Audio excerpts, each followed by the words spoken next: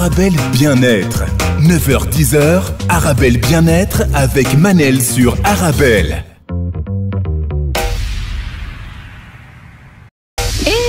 Retrouve pour notre rendez-vous quotidien 100% bien-être 9-10 heures sur Arabelle.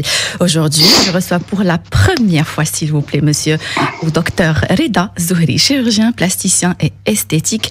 C'est un invité de qualité. Ce n'est pas un chirurgien plasticien comme les autres, vous allez comprendre pourquoi. C'est parmi les meilleurs dans son domaine au Maroc. Aujourd'hui, on va parler de liposuction, liposculpture et lipofilling. Les effets bénéfiques, les risques, les indications, les contre-indications et comment se déroule chaque technique. Je vous rappelle que vous pouvez toujours participer à l'émission en envoyant vos questions, vos réactions par SMS au 0488 106 800. Je répète, 0488 106 800. Bonjour, docteur Reda Zohri. D'abord, je voudrais dire bonjour à Madame Manel. Bonjour. Et à travers elle, à toutes les personnes qui, au cours de cette émission, voudront bien me poser des questions. Et je tiens à remercier vraiment toute l'organisation d'Arabelle pour ce qu'elle a pu faire et ce qu'elle a pu préparer en quelques heures ou en quelques jours. Et je pense que de ce dialogue tridimensionnel, nous en tirons tous avec un certain profit. Moi, ce qui me concerne, je parlerai très, très franchement et concernant tous les sujets que l'on posera. Je vous remercie, docteur Reda Zohri, d'avoir accepté mon invitation. Et justement, ce n'est pas pour rien que je vous ai choisi parmi d'autres chirurgiens plasticiens, parce que vous êtes parmi les meilleurs dans votre domaine. Aussi, vous avez un franc parler quand vous parlez de votre métier. Docteur Reda Zohri, vous n'êtes pas n'importe quel chirurgien plasticien. Pourquoi ? Parce que vous avez fait rentrer certaines techniques au Maroc pour la première fois. Est-ce qu'on peut en savoir plus, s'il vous plaît ? Alors, j'étais le premier médecin, le premier chirurgien plasticien au Maroc qui a introduit la technique de rhinoplastie médicale, parce que j'ai remarqué qu'il y a une grande peur au niveau de l'anesthésie générale quand il s'agit d'une chirurgie. Du coup, on a pu travailler sur ce côté qui fait peur de l'anesthésie, et on a pu trouver une alternative, une technique, oui, si vous voulez, en utilisant un acide hyaluronique, mais c'est juste une technique avec un résultat qui ne tient pas longtemps, malheureusement. Ça peut tenir entre 1 an et demi, 2 ans, selon le produit utilisé et le produit injecté. Donc, on travaille sur une rhinocorrection, si vous voulez. Donc, en quelque sorte, c'est une rhinoplastie par injection, sans injection, sans chirurgie, sans anesthésie. Mais c'est éphémère, ça dure que quelques mois, voire 1 an et demi. Quoi d'autre, docteur Reda ? C'était en 2014. En 2015, j'ai introduit le PRP, le plasma riche en plaquettes, connu sous la dénomination américaine, le Vampire Facelift. Le facelift. En utilisant notre propre sang. D'accord. Et oui. Docteur Reda Zohri, aujourd'hui, on va parler de liposuction, on va parler de liposculpture. Vous allez aussi nous expliquer la différence. Vous avez aussi un franc-parler quand vous parlez de la liposculpture. Pour vous, elle n'existe pas. On va voir ça un peu plus tard dans l'émission. Aussi, on va parler de lipofilling. Docteur Reda Zohri, à la naissance, on a un capital de cellules graisseuses réparties de façon inégale sur notre corps. Des fois, ça donne un corps très esthétique, et des fois, quand je parle esthétique, attention, c'est une question de perception des choses, et des fois, voilà, on n'est pas content de cette répartition des cellules graisseuses dans le corps. Est-ce que je peux vous demander, s'il vous plaît, d'abord de nous expliquer la différence entre les graisses et la la cellulite?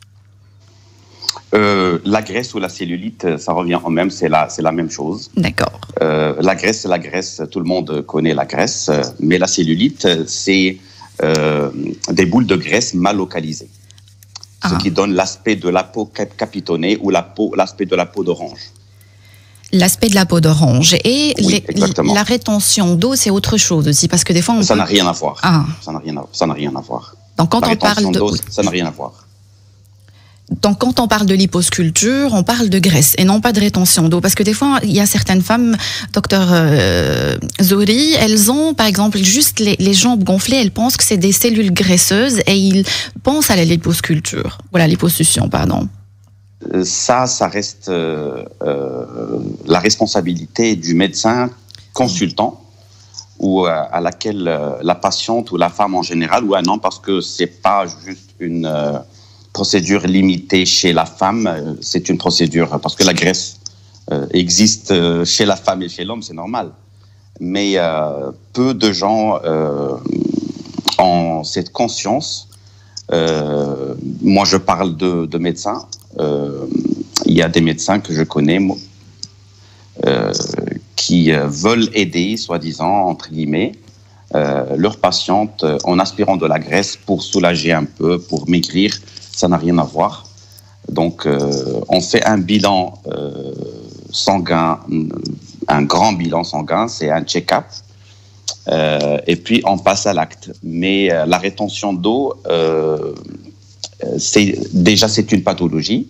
Nous, les chirurgiens plasticiens, on touche pas à des gens qui sont malades, qui souffrent de certaines maladies chroniques. C'est pour ça le but de ce bilan.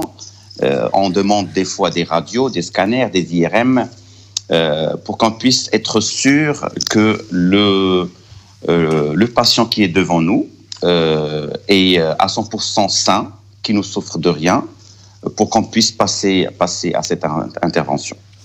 D'accord, donc il faut d'abord savoir si on a des cellules graisseuses, la graisse ou la rétention d'eau, et ce sont deux problèmes complètement différents. Exactement, oui. Parfait. Docteur Reda, jusqu'à récemment, on connaissait que la liposuction. Il y a un terme comme ça qui devient un peu à la mode, la liposculpture. C'est quoi la différence entre la liposuction et la liposculpture? Alors, on va faire un petit, si vous le permettez. Oui. On va faire un petit rappel sur la liposuction. La liposuction, c'est déjà une dénomination anglaise ou américaine qui vient de liposuction. D'accord. Mais qui a été francisée. Mais le vrai nom, l'origine, c'est la lipoaspiration, parce que on peut pas dire sucer de la graisse. On peut pas dire sucer la graisse, c'est aspirer la graisse. Donc on dit la aspirer la graisse. Donc, liposuction, c'est la lipoaspiration, la liposculpture, la lipostructure et la lipoplastie. Donc, on a 4 dénominations qui donnent la même technique. Mais il y a un petit marketing qui est rentré pour changer un peu la dénomination scientifique. La liposuction, c'est une technique qui a été inventée par un chirurgien italien. C'était en 1977. Et la technique a été réalisée à Paris. Et puis, en 1978, il y avait un chirurgien français qui a été un peu révolutionnaire. C'est docteur Fournier, je crois, le français qui a... Non, c'est le docteur Illouz. D'accord. En 1978. Dans quelle date quand même? Vous parlez de 1977, puis 1900... Non, 1977, la liposuction a été inventée par un chirurgien italien. D'accord, je vais vous expliquer quelque chose. Docteur Reda Zohri, au Maroc, vous dites 77 et nous, les Belges, on dit 77. Ah d'accord. Ah d'accord, en fait oui, on dit 90, on dit pas 90, et donc c'est pour ça que j'ai dit 77. Je vous écoute. D'accord. Ben c'est tout. Donc c'est une vieille technique, hein, c'est pas une technique récente. Une vieille technique exactement, et donc, qui est très très pratiquée au Maroc, dans le monde entier. C'est la technique chirurgicale la plus demandée. D'accord, et si je comprends bien, si j'entends liposculpture, liposuction, pour vous c'est la même chose? C'est la même chose. La liposuction, c'est quand on reçoit un patient et il nous demande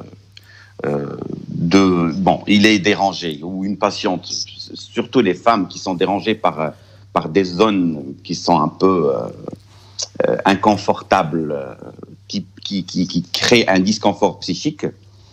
Il y a aussi des liposuctions de nécessité qui peuvent arriver à déformer carrément la colonne vertébrale. Donc on agit en urgence pour aider ce patient à se sentir bien dans sa peau et arrêter une certaine déformation au niveau de la colonne vertébrale. Mais la liposuction en général, c'est une technique qui se fait des fois sous anesthésie locale, avec sédation, mais la majorité en pratique sous anesthésie générale. Généralement. Et donc, tout simplement, liposuction, liposculpture, c'est aspirer. C'est la même chose. Aspirer la graisse à l'aide d'une pompe d'aspiration médicale, c'est très simple. Exactement. Avec l'aide d'un aspirateur, avec un moteur et une canule.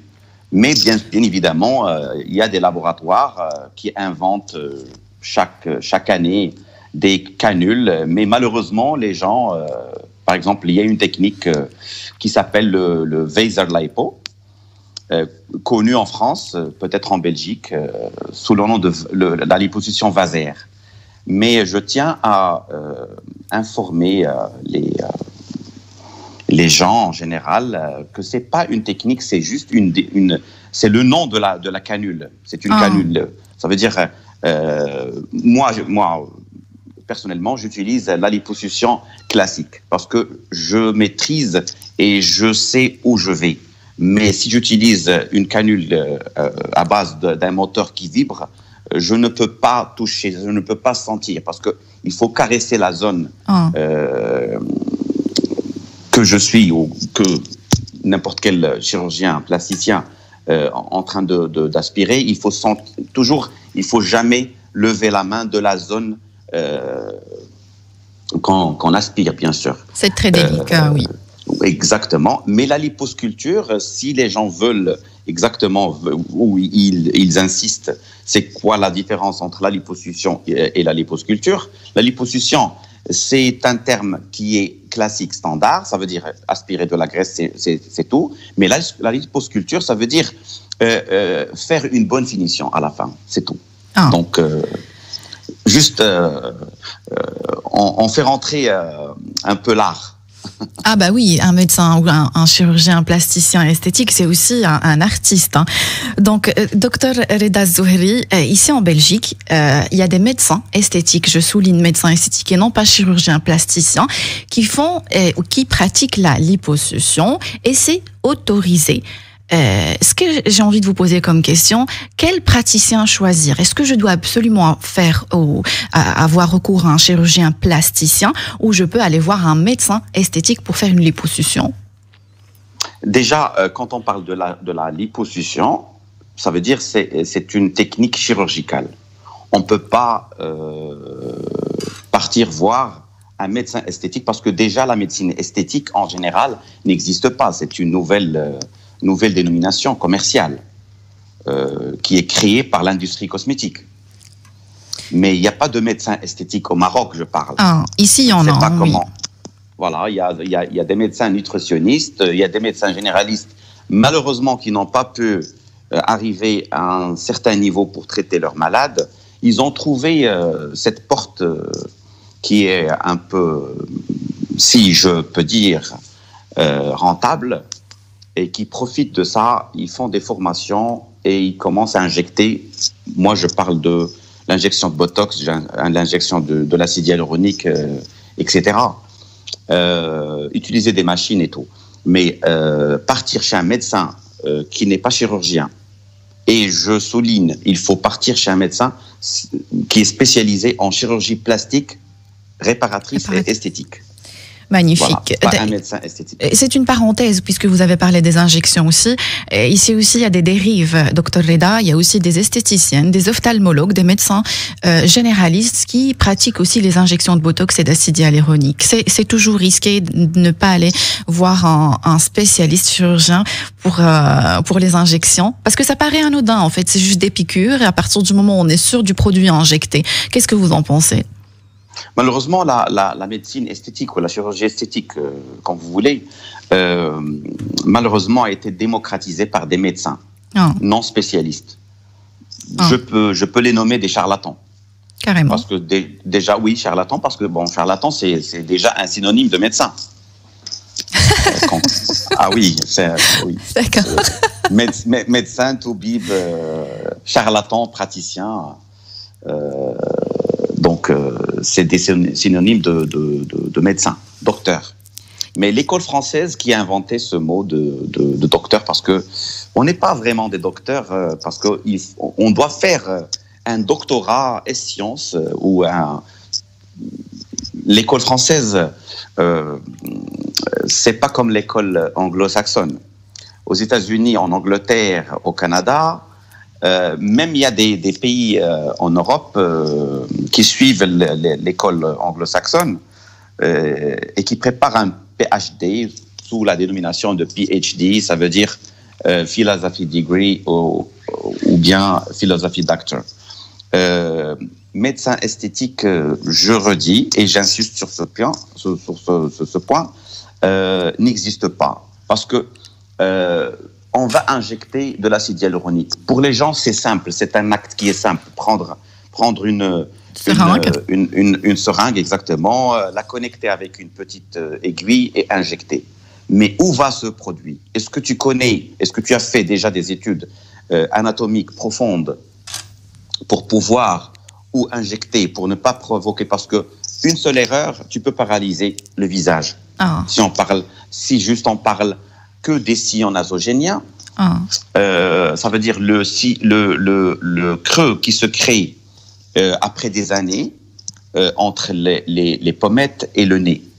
Donc c'est des sillons nasolabiales ou un sillon nasogénien, comme vous voulez. Mais puisqu'on ne peut pas gérer la complication, on ne peut pas toucher ou on ne doit pas toucher.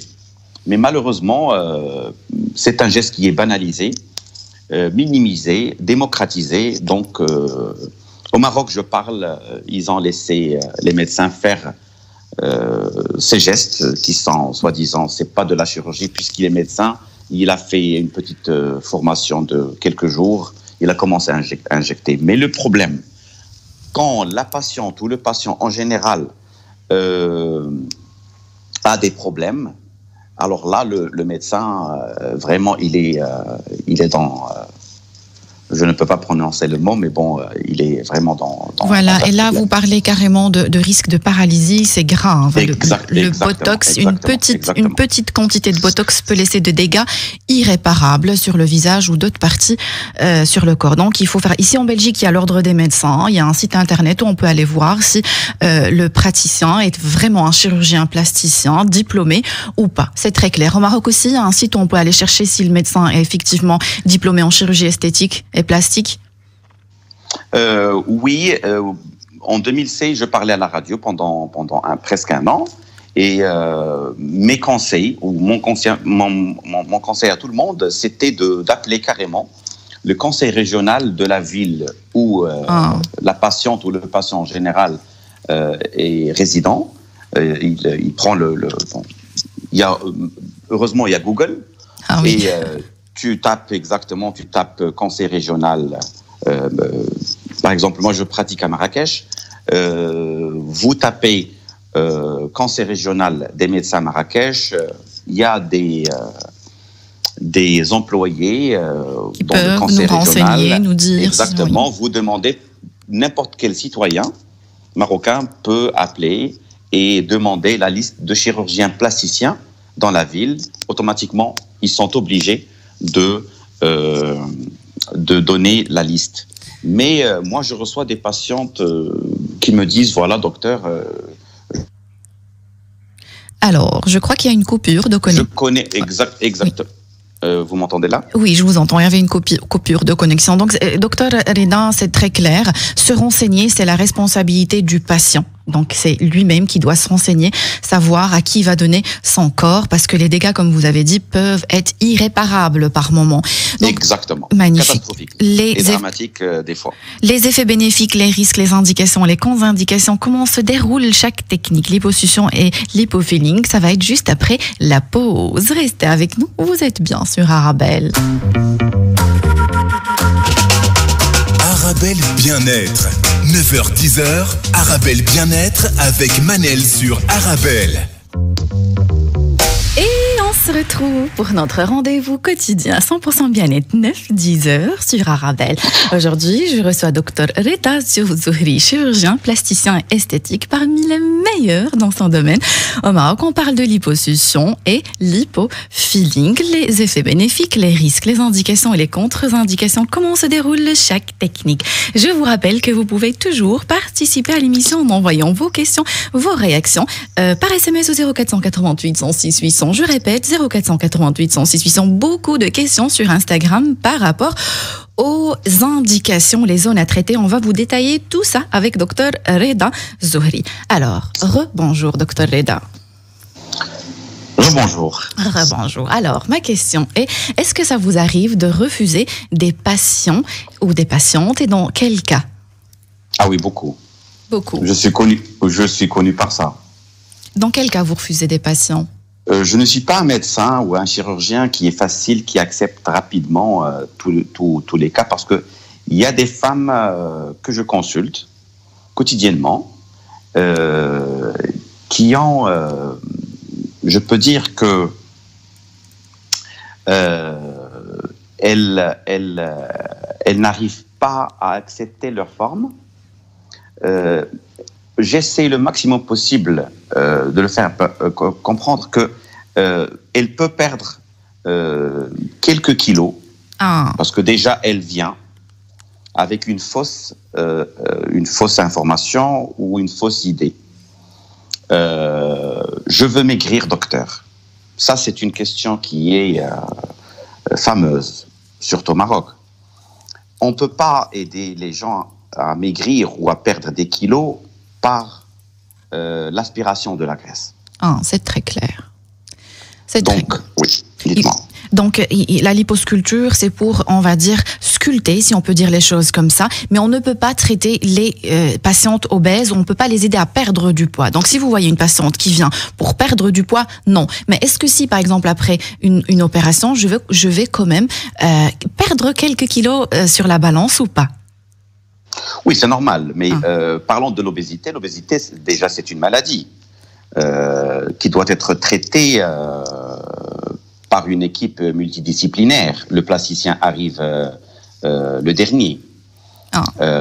L'obésité, ça veut dire qu'il y a un problème hormonal. C'est un endocrinologue qui va traiter tout ça. Et donc, bien évidemment, avec un gastrologue. Et le plasticien, comme je viens de dire, c'est le dernier qui va aspirer quelques amas graisseuses qui restent. Mais aider quelqu'un à maigrir, ça c'est... je parle de moi. Mais je connais des médecins au Maroc qui font ça et qui donnent cette illusion. Malheureusement, je sais qu'il y a des gens qui vont être fâchés contre moi parce que par ma franchise. Oui. Mais la vérité, c'est ça. J'ai fait des études pour être là, à la disposition de l'être humain en général, mais pas lui mentir et faire rêver comme quoi si j'aspire, parce qu'on peut pas, quand même, il y a une quantité de graisse qu'on ne peut pas dépasser, parce que déjà le rôle de la graisse, c'est la chaleur.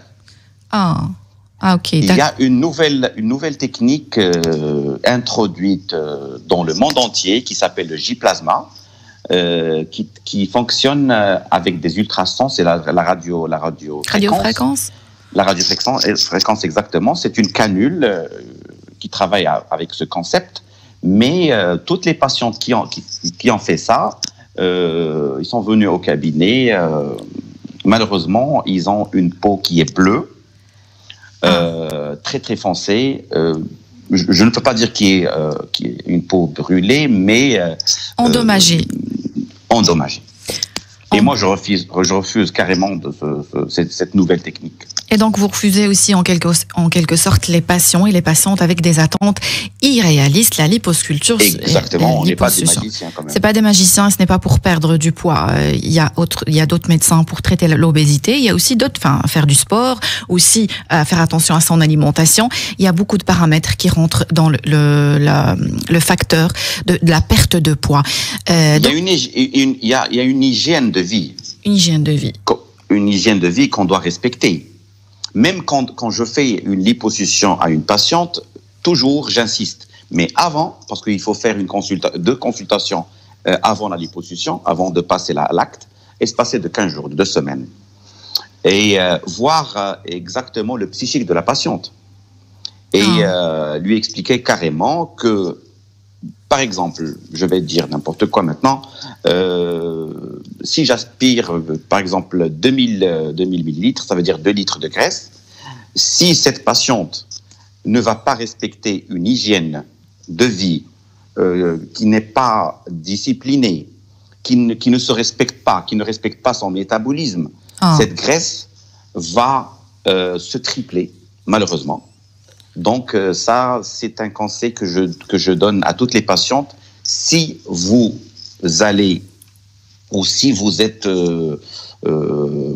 gourmande et vous aimez manger, moi je ne vais pas vous priver de le faire. Mais si on va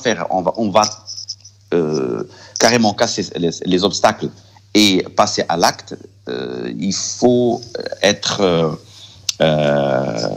consciente que si on aspire une quantité de graisse et vous respectez pas une hygiène de vie, un régime alimentaire, je parle pas parce qu'il y a des gens qui font une grande confusion entre le régime alimentaire et la diète.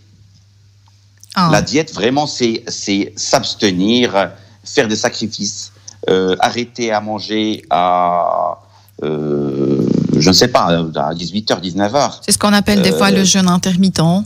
Exactement. Oui, si vous voulez. Mais si vous allez manger tout ce que vous voulez, on risque de tripler la quantité déjà aspirée. Et donc, en quelque sorte, le résultat ne dépend pas uniquement du praticien ou du chirurgien plasticien, mais dépend aussi des attentes de la patiente ou du patient, parce qu'il peut vite être déçu s'il continue une mauvaise hygiène de vie. Vous avez dit magnifique. Vous avez dit quelque chose qui m'a interpellé, docteur Redin, c'est la graisse va tripler. Ce que je sais, c'est que vous allez peut-être me corriger cette information si je me trompe. On est né avec un capital de cellules graisseuses réparties sur notre corps. À l'adolescence, ce nombre de cellules graisseuses va se stabiliser, se fixer, mais chaque cellule peut prendre beaucoup de volume en prenant du poids. C'est-à-dire que si vous retirez ces cellules graisseuses avec une liposuction, je peux prendre du poids, mais juste ces cellules graisseuses qui restent, qui vont gonfler, mais elles ne vont pas, on va dire, tripler de quantité. Je ne sais pas si vous comprenez ce que je veux dire. Non, j'ai bien compris. D'accord. Juste que je veux dire que en cours de croissance, il y a aussi un facteur très très important, c'est le facteur héréditaire.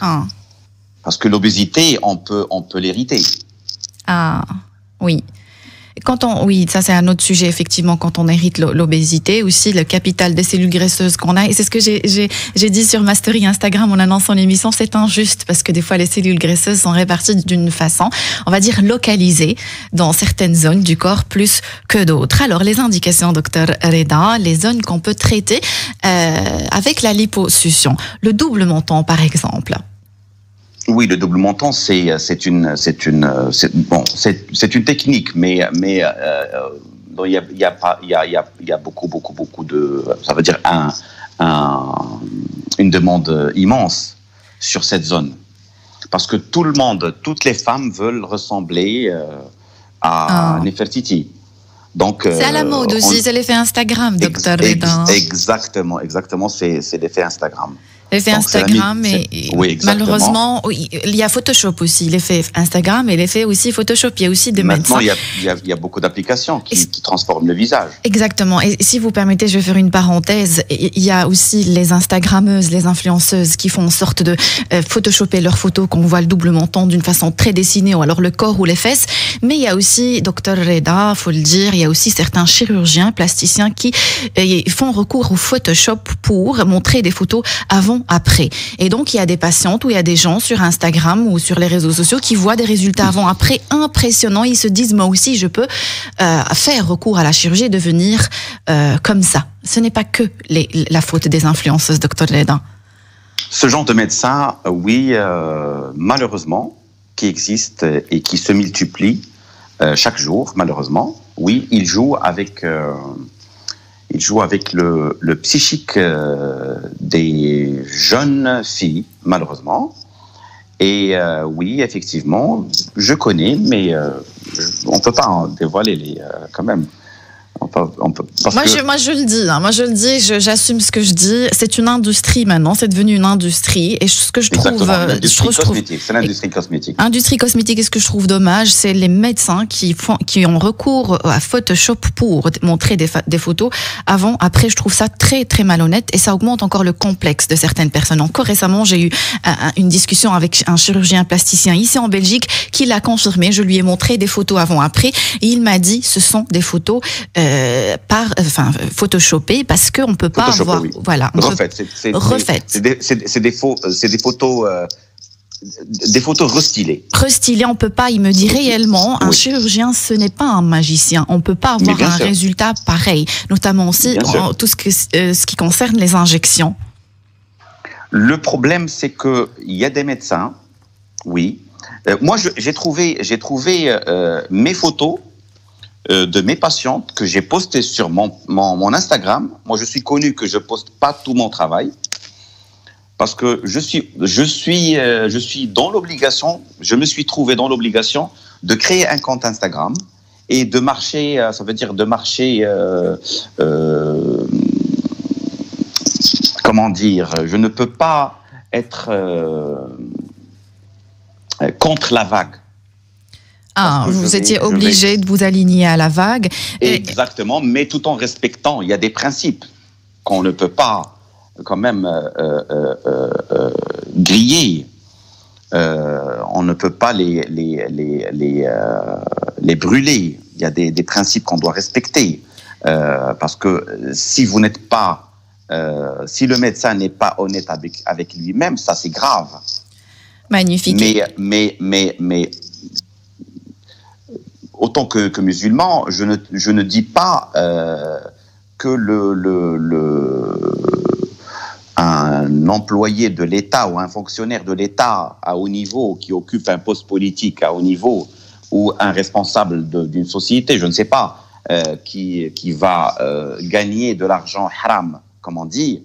Mais haram, c'est quand tu fais rêver une patiente et lui vendre un rêve qui n'existe pas. Ça veut dire que tu postes des photos rien que pour attirer la patientèle. Moi, je déteste le mot clientèle. Je reçois des patientes qui me disent, voilà, docteur, vos clientes, je dis, je ne suis pas un vendeur de tissus, quand même. Les patientes. Exactement. Je suis médecin, je traite des patientes, je ne traite pas des clientes. Et je ne sais pas ce que dit, c'est une parenthèse, je ne sais pas ce que dit la législation en Maroc par rapport au fait de publier les photos des patientes sur les réseaux sociaux, mais ici en Belgique c'est très réglementé. On les voit à des cliniques et des cabinets qui postent des photos avant-après, mais c'est très réglementé et des fois même c'est interdit. Même avec l'accord de la patiente, il y a une interdiction de poster des photos avant-après. Si vous permettez, Dr Reda, on va continuer avec les indications, mais ça va être juste après la pause. Restez avec nous. Vous êtes bien sur Arabelle. Bien-être. 9h-10h. Arabelle Bien-être avec Manel sur Arabelle. Et On se retrouve pour notre rendez-vous quotidien 100% bien-être 9-10 heures sur Arabelle. Aujourd'hui, je reçois pour la première fois Dr Reda Zohri, chirurgien plasticien et esthétique. On parle de liposuction et lipofilling. Je vous rappelle que vous pouvez toujours participer à l'émission en envoyant vos questions, vos réactions par SMS au 0488 106 800. Je répète, 0488 106 800. Je vais essayer de prendre vos questions sur Instagram. Oumi, donc Dr Reda, elle dit « Bonjour, merci pour l'émission et la franchise du médecin. Est-ce ce qu'il dit est logique pour moi aussi? Quelle est son opinion par rapport à l'après-accouchement et le ventre qui reste, et la peau qui reste stretchée même après des années?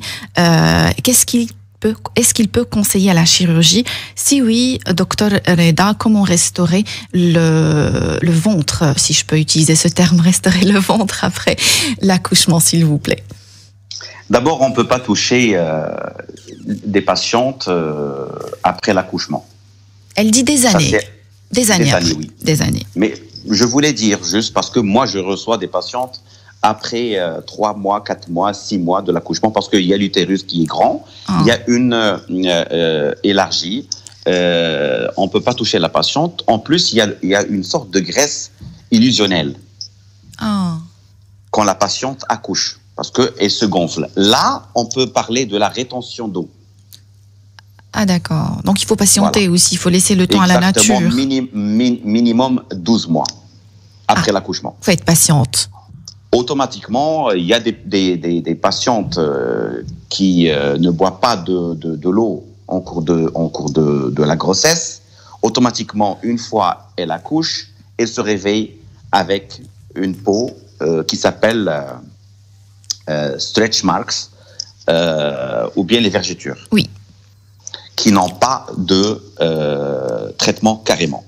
Ça veut dire, si un médecin dit ou il poste qu'il a traité des vergetures.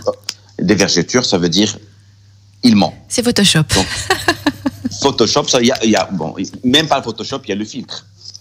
C'est très simple. Il y a des téléphones sophistiqués, des téléphones. Mais avec une simple application, on peut retirer les vergetures sur une photo, hein, Dr Reda, c'est très simple. Exactement. Et à qui a attendu des années, qu'est-ce qu'elle peut faire pour un peu retirer cet excès de peau qui lui est resté sur le ventre? Sans la voir, je connais déjà qu'est-ce qu'elle a. Je ne suis pas un voyant, mais d'après mon expérience. Donc, automatiquement, une femme qui a accouché et qui n'a pas pu respecter une hygiène alimentaire, automatiquement, elle a un excès de peau, il y a un ventre avec de la graisse, mais qui tombe. Après des années, automatiquement, elle vient, on consulte. Si tout va bien, on passe à l'acte. Ça veut dire déjà une grande chirurgie qui s'appelle l'abdominoplastie. Ou le tummy tuck en anglais, ou lifting du ventre. Ça veut dire, déjà, on appelle à une liposuction, en intra-opératoire, ça veut dire, on commence par une liposuction. D'accord. Et puis, on se réveille avec un excès de peau, on le coupe, on tire, même là, on crée une nouvelle place pour le nombril. Donc, ça s'appelle une abdominoplastie. Excusez-moi, docteur, vous le faites en 2 étapes ou une seule opération, la liposuction? En une seule opération, oui. Parce que la liposuction, c'est juste pour faciliter le décollement de cet excès. C'est tout. Et ça laisse une cicatrice, pardon, je Bien suppose. sûr, qui est cachée. Oui, en cours de consultation, on cherche l'incision. Si la patiente a accouché normal, on fait une sorte d'incision comme celle de la césarienne. Si on trouve déjà la cicatrice de la césarienne, on réouvre la cicatrice, mais ça dépend de la forme qu'elle a pour le ventre, et puis ça dépend combien de centimètres. Ça peut arriver jusqu'à 30 centimètres, des fois 15 centimètres, 20 centimètres, ça dépend de la grandeur de ce ventre. Donc, contrairement à la liposuction qui ne laisse presque pas de cicatrices. Oui, la liposuction, on fait vraiment une incision de 2 à 3 mm pour... Presque invisible, en fait. Exactement, presque invisible. Presque invisible, mais quand on... C'est les points d'entrée de la canule, c'est tout. C'est tout. Il n'y a pas de chirurgie. Voilà, je crois que c'est clair pour Sati, elle dit Salam Manel, merci pour sa franchise, car il est honnête. Hier, j'ai vu en direct sur Instagram des influenceuses s'injecter en direct. Oui, Dr Reda, il y a même des tutos YouTube. En préparant cette émission, j'ai vu des tutos YouTube pour les injections de Botox et d'acide hyaluronique. C'est très, très dangereux. L'auto-injection d'acide hyaluronique et de Botox. Dr Reda, un autre message, si vous permettez. Elle parle de la poitrine. Elle dit, est-ce qu'on peut aspirer l'excès de graisse sur la poitrine? Ce que je me demande, c'est que la poitrine va être vide par la suite si on aspire la graisse, Dr Reda. Non, malheureusement, les gens, je ne peux pas utiliser le mot ignorant, mais on est tous des ignorants dans des domaines qu'on ne connaisse pas. Mais le problème, c'est que pas tout ce qu'on pense va être réalisé par le chirurgien. Parce que moi, je reçois des patientes qui me demandent des choses et je dis, vraiment, je reste bouche bée devant cette large imagination de cette patiente. Son droit, c'est de parler, mais mon droit aussi, c'est de l'orienter vers le bon côté. Donc, il y a des patientes, par exemple, avec une grande poitrine, automatiquement, elle croit qu'elle a oublié carrément qu'elle a une glande mammaire déjà. Ah, donc elle pense que c'est de la graisse, en fait. Elle pense, oui, c'est de la graisse. Non, c'est une glande mammaire qui est développée. On fait une réduction mammaire, mais on n'aspire jamais. Où on aspire, le seul cas, c'est la gynécomastie chez les hommes. Quand un homme, il a une glande, parce que même l'homme, il a une, je ne sais pas si une glande mammaire aussi. Exactement, oui. Mais elle est désactivée. Il ne peut pas allaiter, bien sûr. Ah bah oui. Oui, docteur, c'est très clair. Mais il ne peut pas allaiter. C'est dommage, docteur. Oui, exactement. Il peut aider sa femme. Ouais. pour devenir, on disait justement que la chirurgie esthétique ne peut pas faire de miracle. Donc... Exactement. Soyons réalistes. Oui. Et donc, pour les hommes, si j'ai bien compris, pour les hommes, aspirer... On peut aspirer, exactement. C'est faisable, mais pour les femmes, c'est la glande mammaire qui est trop développée. Et donc là, c'est une réduction mammaire. Une réduction mammaire avec un lifting. Des fois, on fait appel aussi à si elle a des seins vraiment relâchés. Ça veut dire, si je peux utiliser le... Alors, je crois qu'il y a une coupure de connexion avec docteur. Je vous écoute, docteur. J'ai dit que si je peux utiliser le terme scientifique, ça s'appelle une ptose. Le relâchement cutané au niveau des seins, ça s'appelle une ptose mammaire, mais il y a des degrés. Il y a premier degré, deuxième degré, troisième degré. Ah, d'accord. Des fois, on appelle un lifting avec une prothèse pour donner, ça veut dire lifter. Bon, lifter, ça n'existe pas en français, mais on tire. To lift, ça veut dire tirer. Parce que lifting, c'est juste c'est une dénomination commerciale aussi. Ça rentre dans le marketing. Mais le lifting n'existe pas. Ça s'appelle la cure chirurgicale de la ptose mammaire. Et donc, ça, c'est la vraie dénomination scientifique. Excusez-moi, docteur. Et donc comme l'abdominoplastie, la réduction mammaire aussi laisse des cicatrices, contrairement une fois de plus à la liposuction. Non, la liposuction ne laisse pas de cicatrices. Oui, non, ma question c'était contrairement à la liposuction, c'est-à-dire que la réduction mammaire laisse aussi des cicatrices comme l'abdominoplastie. Exactement, oui. Ça reste des cicatrices. Pas de petites cicatrices, c'est des grandes cicatrices. Oui. Ça, c'est le prix que la patiente paye. C'est important de le dire parce que j'ai une amie aussi, docteur, qui a eu recours à la réduction, à une réduction mammaire et le chirurgien n'a pas été honnête avec elle, il lui a pas dit que ça allait laisser une cicatrice, donc elle est fort déçue par le résultat, par les cicatrices que ça a laissé. Il faut accepter que le sein ou la poitrine sera moins volumineuse, mais à la place, il y aura une cicatrice. Le problème, c'est que je parle au Maroc, je connais beaucoup de médecins qui ne sont pas honnêtes parce qu'ils ont peur de perdre la patiente. mais oui, mais tu n'es pas là pour rien que pour gagner de l'argent. Oui. Magnifique. Beaucoup de messages sur Instagram, Dr Reda. Merci pour le franc-parler de Dr Reda Zohri. Beaucoup de messages, la même réaction. J'ai aussi une auditrice qui se demande est-ce qu'elle peut traiter la bosse de bison avec la liposuction. Vous voyez la bosse, docteur, en bas de la nuque. Je ne savais pas qu'on pouvait faire ça. Est-ce que c'est possible là, avec la liposuction? J'ai pas bien entendu. Là, il y a une bosse, la bosse de bison. Vous voyez la bosse en bas de la nuque. Des fois, on peut. Mais c'est toujours de la graisse à ce niveau-là? Oui, c'est une graisse localisée. C'est une graisse localisée. Mais avant de passer à l'acte, il faut faire des radios, un scanner, une IRM, et qui est complété par une échographie, pour voir exactement s'il s'agit d'une graisse localisée ou une graisse enquistée. Ah, donc toujours. De toute façon, il faut s'attendre à des examens, un électrocardiogramme, une prise de sang, beaucoup d'examens avant de passer à l'acte. Ça, mais il faut une